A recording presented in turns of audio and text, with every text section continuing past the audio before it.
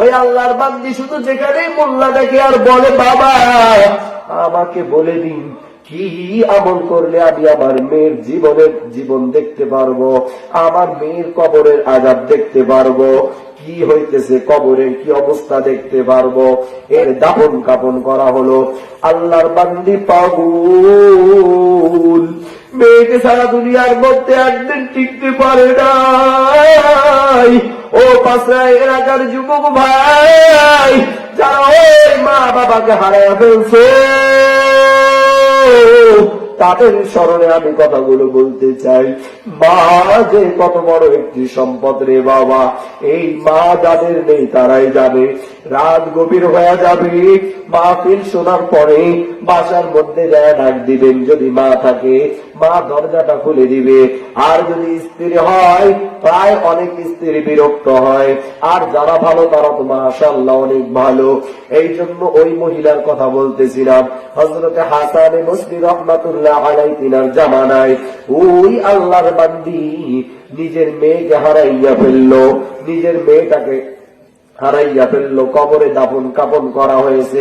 ওই আল্লাহর বান্দির চোখে আর কোনো ঘুম নাই, কারণ ওই আল্লাহর বান্দি তার মেয়ে ছাড়া থাকতে পারে নাই।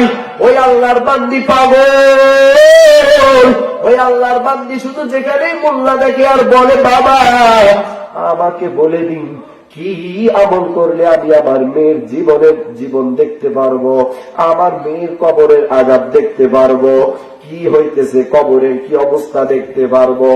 এলাকার সমস্ত ইমাম সাহেবকে বলল, কোন ইমাম বলতে পারে না। সবাই বলে মৃত্যুর পরে কবরে কি হবে আমরা কেউ জানি না, তবে জানি সওয়াল জবাব যদি ভালো দিতে পারে তো বান্দার কবরটা ভালো হবে, আর সওয়াল জবাব যদি ভালো না হয় বান্দার কবরটা বড় খারাপ হয়ে যাবে, আগুনে ভরে যাবে। এই আল্লাহর বান্দি, তুমি আমার জানা মতো একজন ইমাম বললে, আমার জানা মতো দুনিয়ার মধ্যে আর কোন বুজুর্গ নাই, শুধু একজন বুজুর্গ রয়েছে, হযরতে হাসান বসরি। ওই বুজুর্গের কাছে তুমি যাও, ওই বুজুর্গ তোমাকে কোন আমল বলে দিতে পারে, যে আমলের বিনিময়ে তুমি তোমার মেয়ের কবরের অবস্থা দেখতে পারবা। আল্লাহর বান্দি আর দেরি করে নাই, সঙ্গে সঙ্গে করিয়া আস্তে আস্তে করিয়া হাসান বসরির দরবারে চলে গেল। ডাক দিয়া বলে, ইয়া হাসান, আসসালামু আলাইকুম ইয়া হাসান। হাসান ডাক দিয়া বলে, মা তুমি কি বলতেছো, বলো বলো বলো বলো বলো। ওই বান্দি শুধু চোখ দিয়া পানি ঝরাইতেছে, চোখ দিয়া পানি বেয়ে বেয়ে বেয়ে বেয়ে জমিনের মধ্যে পড়তেছে। হযরতে হাসান ডাক দিয়া বলে, ভাই আল্লাহর বান্দি বলো তোমার কি হয়েছে, তুমি বলো। ওই বান্দি শুধু কান্নায় বিভোর হয়ে গেল, কান্না করতেছে কান্না করতেছে। এক পর্যায়ে বলে, হুজুর আমার মেয়ে মারা গেছে, কিছুদিন পূর্বে 14 দিন হয়ে গেল, দীর্ঘ 13-14 দিন হয়ে গেল আমার মেয়েকে দাফন কাফন করা হয়েছে।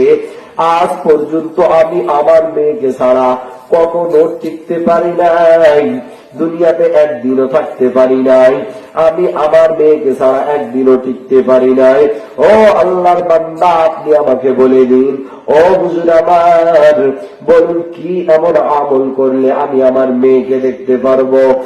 আরে নবীর উম্মতের দল, ঘটনাটা ভালো করে শুনবে। ও পর্দার আড়ালের মা বোনেরা, আপনাদেরও এখানে এই ঘটনার মধ্যে কিছু শিক্ষণীয় কথা রয়েছে। এই বাবা, আমি যে কথাগুলো বলতেছিলাম দিল দিয়া শুনবেন। ওই আল্লাহর বান্দিকে হাসানে বসরি বলল, মা শোনো, মানুষ মৃত্যুর পরে তার কবরে কি হয় এমন কোন আমল আমাদের জানা নাই। যদি এমন কোন আমল আমাদের জানা থাকতো তাহলে তো আমরা হুজুরেরা প্রায় আমাদের আত্মীয় স্বজনদের কবরগুলো দেখতাম। ওই বান্দির অবস্থা দেখে, ওই বান্দির হালাত দেখে হযরতে হাসান বলল, এই মা তুমি যেহেতু নাসর বান্দি, তোমাকে একটা আমল দে, আল্লাহর রাস্তে করে দেখো, যদি আল্লাহ তাআলা কবুল করেন তো হবে। বলে, তুমি নামাজ পড়নি? ওই বান্দি ডাক দিয়া বলে, কি বললেন হুজুর, নামাজ পড়ি না মানে নামাজ না মানে আপনি কি বলেন নামাজ পড়ি না মানে? নামাজ পড়া ছাড়া তো মুসলমান হওয়া যায় না। বলুন বলুন বলুন, আমি অবশ্যই নামাজ পড়ি। ওই মহিলা কত বড় পরেজগার আল্লাহর বান্দি।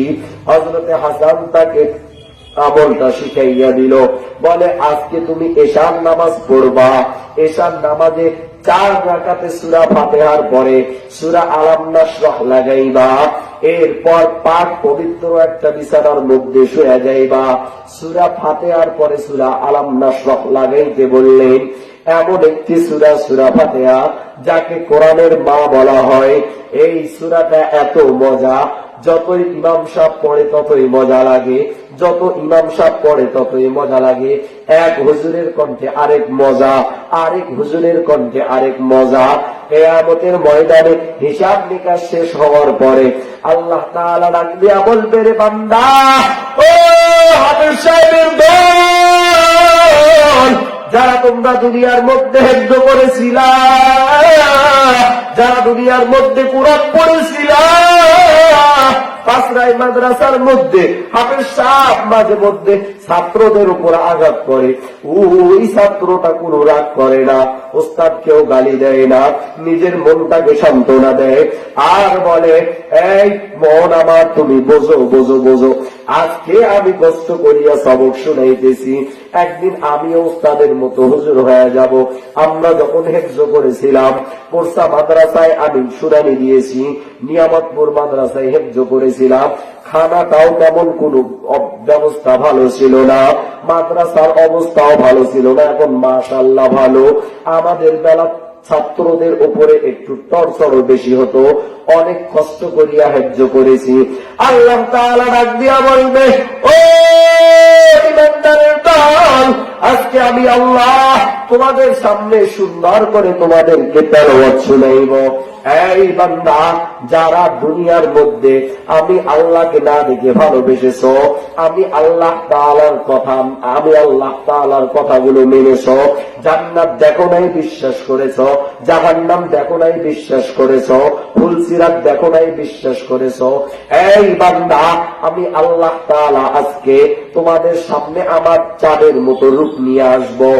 এই বান্দা, আমি আল্লাহ তোমাদের সামনে আজকে দাঁড়াবো, তোমাদের সামনে বিচার হিসাব নিকাশের পরে আমি আল্লাহ তোমাদের সামনে আসব। এরপরে আমি আল্লাহ কোরআন তেলাওয়াত করে শুনাইব, যেই কোরআনের জন্য আজকে হাজার হাজার আলেম ওলামা, যেই কোরআনের জন্য হাজার হাজার আলেম ওলামা জেলখানার মধ্যে বন্দী, যে কোরআনের কথা বলতে গিয়া আমার মায়ার নবী পর্যন্ত দান মুবারক করেছিল। আমার মায়ার নবীর কত কষ্ট হয়েছিল, আমার মায়ার নবী কত কষ্ট করেছিলেন। ওই যে